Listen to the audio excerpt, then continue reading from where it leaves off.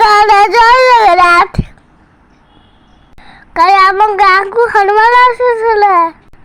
ମୁଁ ଘରେ ଶୋଇ ଉଠିଲା ବେଳକୁ ମତେ ଝୁମଝୁମ ଶୁଭିଲା।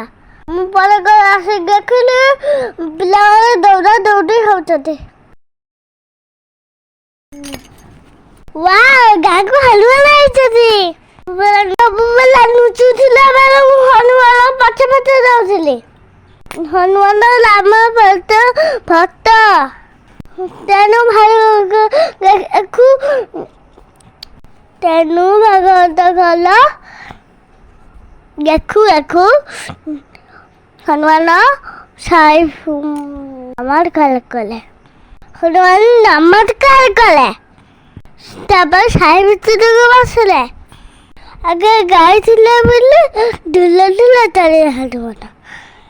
ମୁଁ ହନୁମାନ ପଛେ ପଛେ ଯାଇ ହନୁମାନଙ୍କୁ ନମସ୍କାର କଲି। ସେ ମୋତେ ଆଶୀର୍ବାଦ କଲେ। ଶ୍ରୀ ହନୁମାନ ସାଙ୍ଗମାନେ ମୋ ଚ୍ୟାନେଲକୁ ସବସ୍କ୍ରାଇବ କଲେ ନା? ମୋ ଚ୍ୟାନେଲକୁ ଲାଇକ୍ ସବସ୍କ୍ରାଇବ କରିବା।